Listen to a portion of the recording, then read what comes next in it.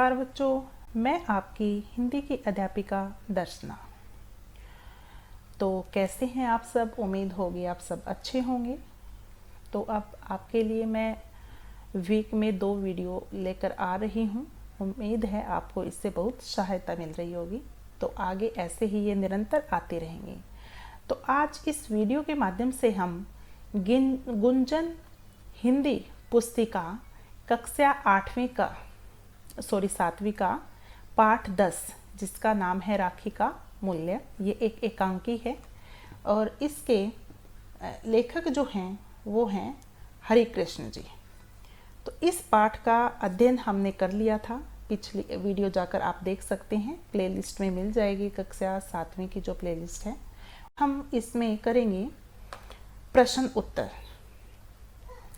तो ये क्या है? एक एकांकी है, एक नाटक का दृश्य ही दिखाया गया है और इसके लेखक कौन हैं? हरिकृष्ण प्रेमी जी, इनके द्वारा ये लिखित है। तो इस नाटक के माध्यम से अर्थात एकांकी के माध्यम से हमें क्या दर्शाया है कि इसमें बताया गया है कि किस प्रकार रानी कर्णावती ने हुमायूं को राखी भेजकर मदद मांगने की जो कथा है उसका वर्णन किया गया है। और उसके बाद हुमायूं भी जैसे ही उसको राखी मिली, वो शत्रुता भुलाकर, कि जो दुश्मनी थी उनके साथ, वो भुलाकर चित्तौड़ की रक्षा के लिए सेनाएं भेजकर राखी का मान रखते हैं। बहुत ही सुंदर है ये, आपने भी पढ़ा है पाठ के, कितना अच्छा लगता है पाठ पढ़कर, अच्छी सीख भी मिलती है कि एक राखी का मूल्य क्या होता है। इसमें 8 किरदार हैं, किरदार यानी कि पात्र जो हैं, ठीक है, जिनके नाम क्या क्या थे? रानी कर्णावती, आपने पाठ पढ़ा है तो आपको भी ज़रूर पता होगा। तो आप सब भी मुझे अगर अच्छे से वीडियो देखते हो तो मुझे पता चलेगा कि मेरे विद्यार्थी अच्छे से वीडियो देखते हैं और अच्छे से पढ़ाई में ध्यान देते हैं। तो कमेंट बॉक्स में लिखकर किसी एक पात्र या किन्हीं 2 पात्रों का नाम मुझे ज़रूर बताएंगे। तो अभी मैं रिपीट करती हूँ: रानी कर्णावती, बाघ सिंह, जवाहरी बाई, हुमायूं, तातार खां, हिंदू बेग, सिपाही और दूत। ये वो 8 किरदार हैं जो कि प्रस्तुत एकांकी जो हैं उसमें बताया गया है। तो इसमें 2 दृश्य हैं। पहले दृश्य में क्या होता है? चित्तौड़ स्थान का होता है। उसमें महारानी कर्णावती और जवाहरी बाई और बाघ सिंह आपस में बातचीत कर रहे होते हैं और कैसे कैसे वो आगे बढ़ाते हैं कि राजपूत जो है वीरता से लड़ रहे हैं, किंतु एक जो है वो हमारी संख्या कम होती जा रही है। तो रानी कर्णावती ने क्या किया? फिर समस्या से बचने के लिए एक उपाय सूझा कि मैं हुमायूं को राखी भेजूंगी। और उन्होंने जैसे ही राखी भेजी तो उसका संतुष्टिपूर्वक जवाब उनको मिला और वो राखी का मूल्य चुकाते हैं। इस प्रकार ये पाठ है, ये संक्षेप में मैंने आपके साथ साझा किया है। अब हम शुरू करते हैं प्रश्न उत्तर। अगर आपको विस्तार पूर्वक देखना है तो आप राखी का मूल्य पाठ है, इसका एक्सप्लेनेशन वीडियो मैंने डाल रखा है, आप जाकर देख लीजिए। चलो अब शुरू करते हैं। तो सबसे पहले हम करेंगे पाठबोध मौखिक प्रश्न उत्तर। देखिए, क है पहला प्रश्न: रानी कर्णावती को मदद की आवश्यकता क्यों पड़ी? तो रानी कर्णावती को मदद की आवश्यकता क्यों पड़ी? आपने पढ़ा था पाठ में, तो थोड़ा बहुत आप भी उत्तर दिया करो कि शत्रुओं के आक्रमण से मेवाड़ की रक्षा के लिए रानी कर्णावती को मदद की आवश्यकता पड़ी। उसके बाद है ख, रानी कर्णावती को युद्ध में विजय पाने का क्या उपाय सूझा? कि किस प्रकार हम युद्ध में विजय पा सकते हैं, क्या उपाय सूझा था, क्या किया रानी कर्णावती ने? इस पाठ में मेन बात वही है। तो रानी कर्णावती ने सोचा कि हुमायूं ही इस कठिन समय में उसकी मदद कर सकता है, इसलिए उसने हुमायूं को राखी भेजकर भाई बनाने का उपाय सोचा। उसमें वो सफल भी। के बाद है ग, कर्णावती ने दूत के हाथ क्या भेजा था? तो कर्णावती ने दूत के हाथ हुमायूं को राखी भेजकर बहन की मान मर्यादा की रक्षा करने के लिए संदेश भेजा था, दूत के हाथों। फिर है घ, कर्णावती द्वारा भेजी राखी पाकर हुमायूं को कैसा लगा? रानी कर्णावती द्वारा भेजी राखी पाकर हुमायूं अत्यधिक प्रसन्न हुआ और अपनी किस्मत पर गर्व करने लगा कि मुझे अपनी किस्मत पर गर्व है कि रानी कर्णावती जैसी रानी ने मुझे राखी भेजी है, कि अपना भाई बनाने लायक समझा है। मैं इस रिश्ते की इज्जत रखूंगा, इस कथन का क्या अभिप्राय है? ठीक है, तो ये कथन कब किसने कहा था? हुमायूं ने कहा था जब उसको राखी प्राप्त हुई थी। तो इसका अर्थ यह है कि मैं यानी कि हुमायूं रानी कर्णावती को बहन के सम्मान मानूंगा, उसने कहा, और मेवाड़ की रक्षा करूंगा। ठीक है, तभी तो उस रिश्ते की इज्जत रख पाएगा। अब आगे है लिखित प्रश्न उत्तर। बाघ सिंह अपने किस दुख का वर्णन रानी कर्णावती से कर रहे थे? तो बच्चों, बाघ सिंह को मेवाड़ की हार स्पष्ट नजर आ रही थी। यहाँ पे स जो है पूरा नहीं, आधा आएगा। स्पष्ट नजर आ रही थी कि मेवाड़ की हार जो है वो निश्चित है। उन्हें दुख था कि वे मरकर भी मेवाड़ के मान की रक्षा नहीं कर पाएंगे, इसलिए क्या है कि अपने दुख का वर्णन रानी कर्णावती से कर रहे थे। उसके बाद है ख, राखी भेजने के पक्ष में रानी ने क्या तर्क दिया? रानी कर्णावती ने राखी भेजने के पक्ष में तर्क दिया कि राखी वह शीतल दवा है जो सारे घाव भर देगी। राखी पाने के बाद कोई वैर विरोध याद नहीं रखता है, इसलिए रानी ने यही तर्क दिया है। तातार खां और हिंदू बेग हुमायूं की बात का विरोध क्यों कर रहे थे?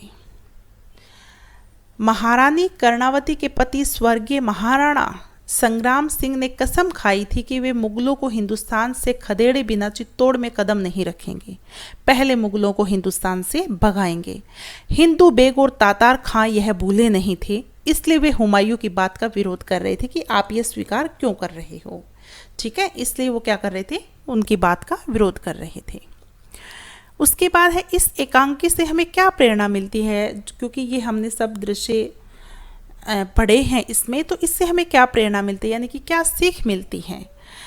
तो बच्चों, इस एकांकी से हमें यह प्रेरणा मिलती है कि सभी धर्मों से ऊपर मानव धर्म होता है, मानवता का धर्म, क्योंकि मानव धर्म ही सबसे ऊपर होता है। हम सब इंसान हैं।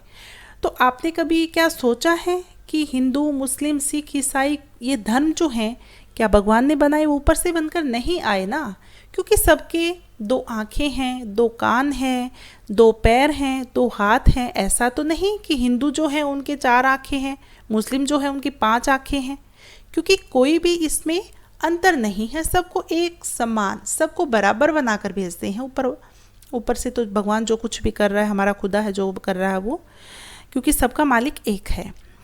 तो यही प्रेरणा मिलती है कि मानव धर्म जो है वो सबसे ऊपर होता है। यदि कोई शत्रुता भूलकर मित्रता का हाथ बढ़ाए तो उसकी हर संभव सहायता करनी चाहिए। ठीक है, तो उसकी क्या करनी चाहिए? हर संभव सहायता करनी चाहिए, मदद करनी चाहिए। बच्चों, एकांकी के आधार पर कर्णावती और हुमायूं का चरित्र चित्रण कीजिए। ठीक है, कि इस एकांकी में हमने पढ़ा कि कर्णावती कैसी थी और हुमायूं कैसा था, उनके चरित्र का क्या करना है? हमें चित्रण करना है, बताना है कि वो कैसे थे। तो रानी कर्णावती का चरित्र चित्रण। मेवाड़ राज्य की महारानी कर्णावती विवेकशील, देशभक्त राजपूतनी थी। वह उदार विचारों वाली थी, इसलिए मुसलमानों और इस्लाम धर्म का आदर करती थी। मानव मनोविज्ञान की उन्हें अच्छी समझ थी, इसलिए बहादुर शाह का मुकाबला करने में अपने आप को असमर्थ पाकर उसने ऐसा उपाय किया कि मुगल बादशाह हुमायूं सारी, यहाँ पे साड़ी लिखा है, सारी आएगा, सारी र के बड़ी ई की मात्रा, सारी शत्रुता भुलाकर मेवाड़ राज्य की रक्षा के लिए तैयार हो गया। तो हुमायूं का चरित्र चित्रण। हुमायूं संवेदनशील मुगल बादशाह था। उसने धार्मिक कट्टरता नहीं थी। वह भारत की संस्कृति और हिंदू रीति रिवाजों का आदर करता था, कभी ठुकराए नहीं थे भारत की संस्कृति और हिंदू रिवाजों को। मेवाड़ की रानी कर्णावती से राखी पाकर वह मेवाड़ की रक्षा करने के लिए तैयार हो गया। वह भारत को मातृभूमि मानता था और हिंदू मुसलमानों को भाई भाई। हुमायूं को सच्चरित्र, उदार, मानवीय गुणों से युक्त बादशाह कहना उचित होगा, क्योंकि मानवीय गुण उसमें कूट कूट कर भरे हुए थे। वो मानवता से प्रेम करते थे। आगे है किसने किससे और क्यों कहा।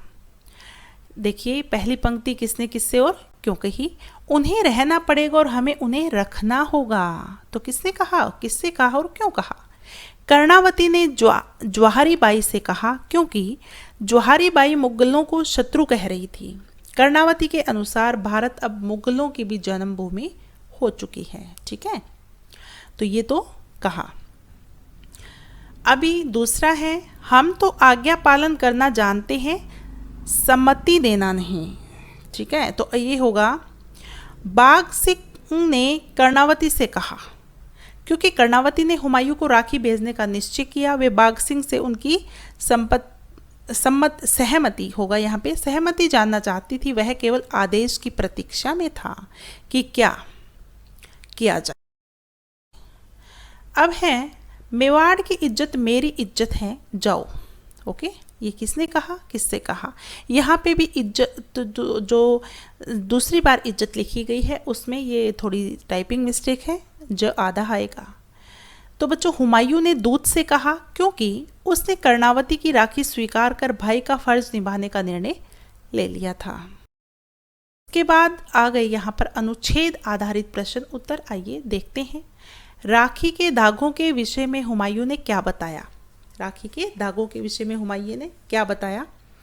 अनुच्छेद पढ़ना है हमें, फिर उसके आधार पर उत्तर देना है। तो बच्चों, जैसे कि मैं आपको हमेशा बताती हूँ, आपको अनुच्छेद होता है, पद्यांश होता है या फिर गद्यांश होता है, तो उसको 2 बार अच्छे से पढ़ना है। जब 2 बार अच्छे से अगर हम पढ़ लेंगे तो प्रश्नों के उत्तर अपने आप उसमें से निकल कर आ जाएंगे।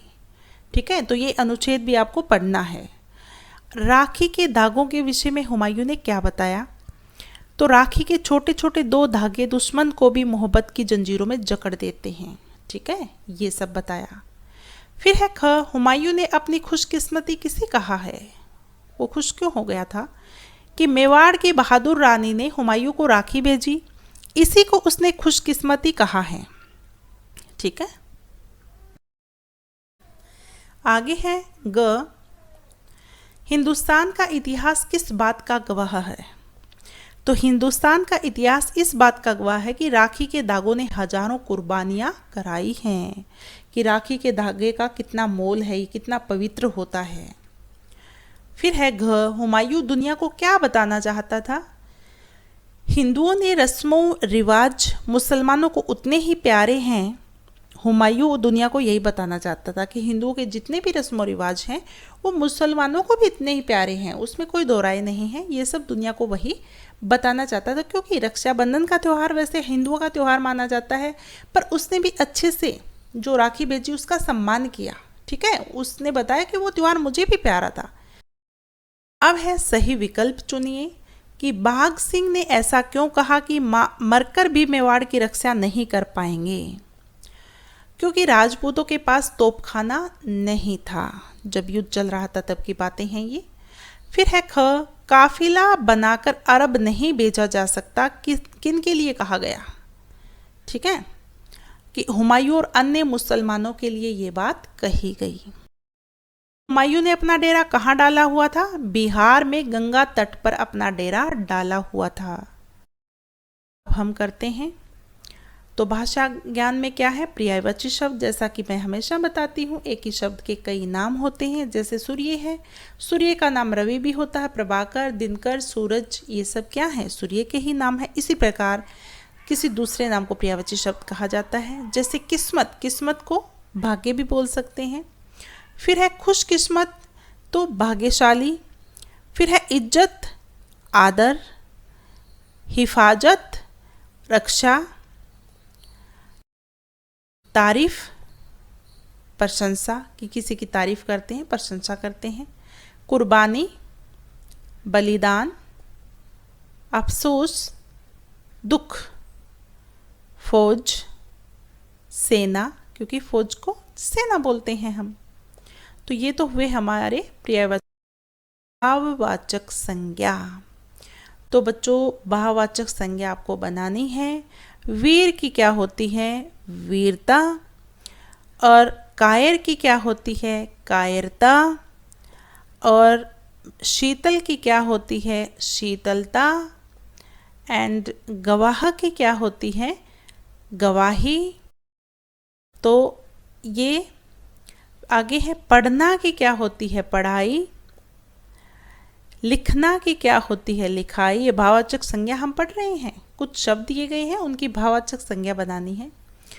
सुखी, सुख। चमकना, चमकीला या चमक, भी बोल सकते हैं, ठीक है, चमकीला भी बोल सकते हैं, चमक भी बोल सकते हैं। तो बच्चों ये तो हमने की भाववाचक है। तो राजा और रानी, तो राजा रानी, ठीक है, राजा और रानी को राजा रानी, ये द्वंद्व समास होता है जिसमें दोनों पद प्रधान हो। फिर है रस्म और रिवाज, रस्मो रिवाज। उसके बाद है वैर और विरोध, वैर विरोध, और को हटा देंगे हम। सोच विचार, सोच और विचार। राजा का पुत्र, आज्ञापालक, आज्ञा का पालन। जन्मभूमि, जन्म की भूमि का जो है इसके मात्रा बड़ी ई की आएगी। फिर है गंगा तट, गंगा का तट। है चौथा प्रश्न, सरल मिश्र या संयुक्त वाक्यों की पहचान। क की छोटी ई की मात्रा है, यहाँ पे बड़ी ई की आएगी। तो सरल मिश्र और संयुक्त वाक्य किसे कहते हैं, इसकी वीडियो भी मैंने डाल रखी है, ग्रामर के पार्ट में जाकर देख लीजिए। तो उसके वाक्यों की पहचान हमें करनी है। राजपूत वीरता से लड़ रहे थे किंतु उनकी संख्या कम है, कम आएगा यहाँ पे। तो बच्चों यहाँ पे किंतु आ गया ना, इसका मतलब संयुक्त वाक्य है, दो वाक्यों को जोड़ रखा है। एक साधारण वाक्य जो होगा वो सरल वाक्य होता है, जिसमें दो वाक्य किसी योजक शब्द से जुड़े हों वो होता है संयुक्त वाक्य, और जिसमें किसी दूसरा वाक्य पहले वाक्य पर आधारित हो वो होता है मिश्र वाक्य। चलो आगे देखते हैं। हमने आपस की शत्रुता में अपने ही हाथों सब कुछ गंवा दिया, ठीक है, ये सरल वाक्य है क्योंकि इसमें कोई भी दो वाक्य नहीं है, ठीक है, एक ही वाक्य है। फिर है हमारी राखी वह शीतल दवा है जो सरे घाव भर देगी। तो बच्चों यहाँ पे जो आया है, तो जो आया इसका मतलब पहला वाक्य जो है, सॉरी दूसरा वाक्य पहले वाक्य पर आधारित है, तो ये आएगा मिश्र वाक्य, ठीक है। वे हमें बहन समझे और हम उन्हें पाई, ये दो वाक्य यहाँ पर जोड़ दिए गए हैं, दो साधारण वाक्य, यहाँ पे हो जाएगा संयुक्त वाक्य। फिर है मैं दुनिया को बता देना चाहता हूँ कि भाई बहन का रिश्ता सबसे बढ़कर होता है। यहाँ पर दो वाक्य जोड़ दिए हैं पर एक वाक्य दूसरे वाक्य पर आधारित है, इसका मतलब क्या हुआ, ये मिश्र वाक्य हुआ। आगे है अपठित गद्यांश। तो अपठित गद्यांश में क देखिए पहले, ये भी आपको गद्यांश दिया गया है तो आपको वही आदत अपनानी है, पूरे गद्यांश को अच्छे से पढ़ना है। लोगों को सहानुभूति या प्रोत्साहन की जरूरत कब होती है, तो जब लोग त्रस्त, पराजित या शोकग्रस्त हो तब उन्हें सहानुभूति या प्रोत्साहन की जरूरत होती है। फिर है ख लोकप्रियता की परिधि कैसे विस्तृत होती है, त्रस्त, पराजित या शोकग्रस्त की खिल्ली न उड़ाकर उन्हें सहारा या प्रोत्साहन देने से लोकप्रियता की परिधि विस्तृत होती है। उसके बाद गह अच्छे संस्कार का क्या लक्षण है, दूसरों के सुख दुख में सच्चे अंतःकरण से दिलचस्पी लेना अच्छे संस्कार का लक्षण है, ठीक है। अच्छे संस्कार वही होते हैं दूसरों का सुख हो दुख हो दोनों में सच्चे और अंतर मन जो होता है उससे दिलचस्पी लेना, उससे साथ देना ही अच्छे संस्कार होते हैं, क्योंकि वही मानवता का धर्म समझता है। फिर है घ पराजित और आकर्षित शब्दों के विलोम लिखिए। तो बच्चों पराजित का होगा विजेता, आकर्षित विकर्षित, ठीक है। तो ये तो हमने किए अपठित गद्यांश के प्रश्न उत्तर। तो इसके साथ ही ये पाठ जो है ख़त्म होता है। मुझे पूरी उम्मीद है कि ये पाठ आपने अच्छे से किया होगा, क्योंकि बहुत ही आसानी से हो जाता है अगर हम पाठ को समझ लें। तो आप क्या करना, आप अच्छे से पहले समझना और फिर इसके प्रश्न उत्तर लिखना और फिर याद करना, फिर अच्छे से पाठ हो जाएगा। और यहाँ पर एक ये आपको स्पेलिंग का ध्यान जरूर देना होता है। कई बच्चे प्रश्न का उत्तर लिख देते हैं लेकिन स्पेलिंग गलत होती है। तो बच्चों अगर स्पेलिंग गलत होती है उसके मार्क्स कटेंगे ही कटेंगे, इसलिए आपकी वर्तनी अशुद्धि जो है वो ज़रूर आप सुधार करें, ठीक है। लिखकर प्रश्नों को याद किया करो। एक बार वीडियो देख लो, 2 बार देख लो, जैसे आपकी मर्जी, या फिर लिख लो देख के, फिर बाद में उसमें से भी कर सकते हो आप, अच्छे से याद हो जाएंगे। तो बच्चों आज के लिए इतना ही करेंगे, ऐसे ही मैं आपके लिए वीडियो लाती रहूँगी। आप सभी का बहुत बहुत धन्यवाद मेरा साथ देने के लिए। मुझे खुशी है कि मैं आपकी किसी तरह से तो कोई सहायता कर पा रही हूँ, क्योंकि लॉकडाउन में मैंने ये काम शुरू किया था। मुझे लगा था उस समय स्कूल में बच्चे जाते नहीं थे और बहुत सारे बच्चों को फीस ना दे पाने की वजह से स्कूल से बाहर कर दिया गया था। तो मुझे बहुत बुरा लगा था, क्योंकि मैं भी एक अध्यापक हूँ। तो इसलिए मैंने ये शुरू किया था ये काम करना कि मैं बच्चों को अपने तरीके से शिक्षा देना चाहती हूँ। मुझे नहीं पता था कि आगे जाकर आपका इतना साथ मिलेगा, पर आज मुझे अच्छा साथ मिल रहा है। मैं खुश हूँ कि आपको भी सहायता मिल रही है। तो ठीक है, ऐसे ही आगे बातचीत भी करते रहेंगे, पढ़ाई भी करते रहेंगे। मुझे अच्छा लगता है आपसे कोई भी बात शेयर करती हूँ तो अपनापन महसूस होता है, इसलिए मैं बता देती हूँ। तो ओके, बाय बाय, आज के लिए इतना ही। अब मिलेंगे आगे वीडियो में। आप सबका बहुत बहुत धन्यवाद। नमस्कार।